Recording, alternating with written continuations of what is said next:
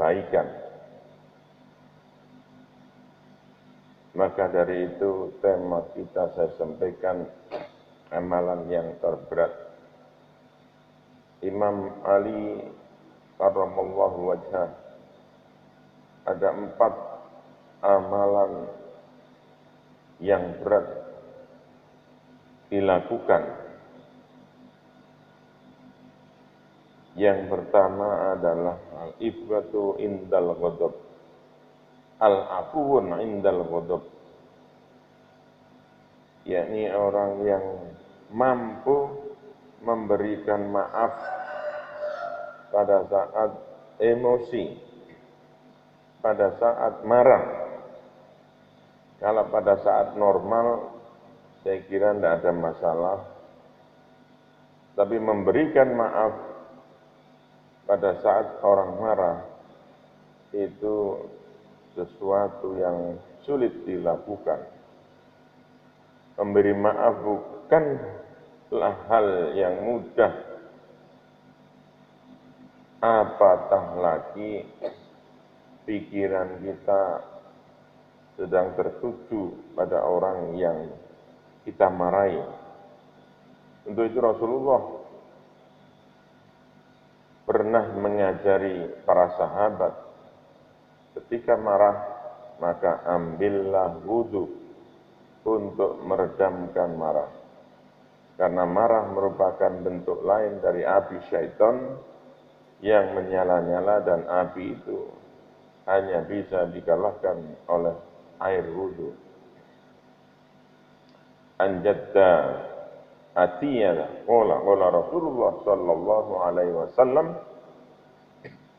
innal ghadabi minasyaiton wa inna syaitana khuliqa minan nar wa innama tudfa an-naru bil ma' wa idza ghadiba ahadukum fal yatawaddo. Jadi kalau kita marah, maka sesungguhnya setan sedang menggoda kita. Karena setan dari api, maka kita basuh dengan air wudu. Man kafa ghadiballah kafallahu anhu adzabahu. Barang siapa yang mampu mengendalikan amarahnya, maka Allah akan mengendalikan dari siksanya atau menjauhkan dari siksanya. Maka dari itu janganlah kita marah. Kita harus putus kabel ketersinggungan kita. Orang berbicara apapun terhadap kita santai saja.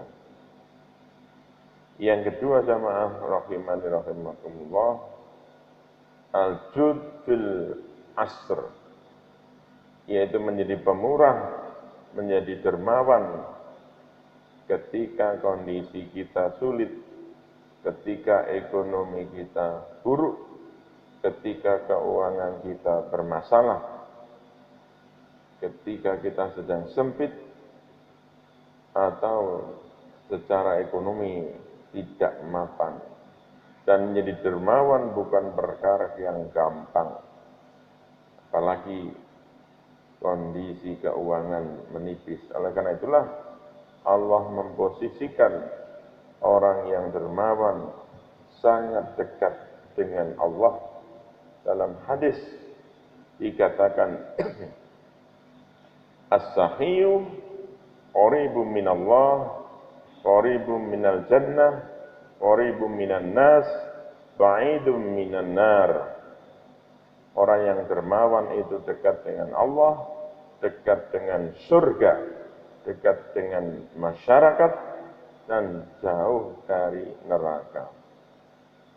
Dan hadis ini bukan sekedar hadis motivasi, tapi ini merupakan petunjuk dan rambu-rambu bagi siapapun yang ingin memposisikan diri dekat dengan Allah, maka hendaklah ia menjadi orang yang dermawan, orang yang senang bersedekah, orang yang senang berbaik hati, baik dalam kondisi longgar, lebih-lebih dalam kondisi yang sesak.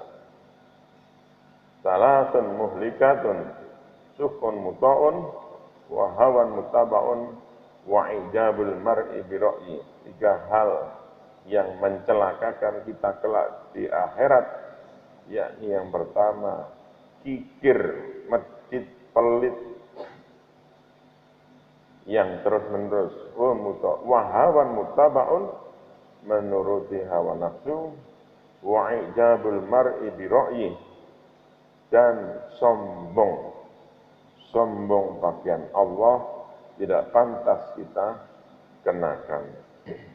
Yang ketiga, jamaah rahimani rahimakumullah, adalah al-iffah bil hulwah, menghindarkan diri dari tindakan haram dalam keadaan sepi tanpa ada siapapun yang melihat. Amalan yang ketiga ini merupakan ujian akan keikhlasan seseorang. Kadang kita berbuat ingin dilihat orang, atau kita berbuat maksiat dikala orang tidak tahu sama sekali, maka disitulah tantangan yang terberat, bahwa untuk melakukan atau menghindari dosa, seseorang tidak perlu memperhatikan orang yang di lingkungannya, karena jika seseorang melakukan sesuatu amal karena orang lain, maka akan disebut riya. Dan jika meninggalkan sesuatu karena orang lain, itu menjadi syirik. Sebagaimana diungkapkan Ibnu Iyad, bahwa tidak melakukan sesuatu karena manusia adalah riya, dan melakukan sesuatu karena manusia adalah syirik. Semoga kita terhindar dari kesyirikan. Yang keempat, jamaah rahimani rahimakumullah, al-qaulul haq liman yahafahu au yajruhu, yakni berkata yang benar, berkata yang hak di depan orang yang ditakuti, di depan orang yang diharapkan, di depan orang yang memberi sesuatu kepada kita. Jelas sekali. Yang keempat ini berhubungan dengan kejujuran. Karena kebanyakan orang berbicara menyesuaikan atau melihat siapa yang diajak bicara. Yang kuasa zalim, kita tidak mampu berbuat apa-apa kecuali hanya mengirimkan doa kepada para pejuang kebenaran. Tapi paling tidak ada orang yang berani mengatakan yang benar itu benar, yang salah itu salah. Amar ma'ruf itu senantiasa diikuti dengan nahi mungkar. Kalau orang hanya memerintahkan sholat, berpuasa, berbuat baik, itu gampang. Tetapi nahi mungkar itu sesuatu yang sulit. Ketika kita melihat kemungkaran, kadang-kadang kita pun tidak mampu untuk merubahnya. Mudah-mudahan amalan berat ini mampu kita tunaikan dan kita senantiasa diberi kemudahan oleh Allah dalam menjalankan hidup dan kehidupan, dan aktivitas kita mendapatkan ridho Allah Subhanahu wa taala. Rabbana dzalamna anfusana wa illam taghfir lana latarhamna lanakunanna minal khasirin. Rabbana atina fid dunya hasanah wa fil akhirati hasanah wa qina adzabannar. Wa akhiru da'wahum alhamdulillahi rabbil alamin. Assalamualaikum warahmatullahi wabarakatuh.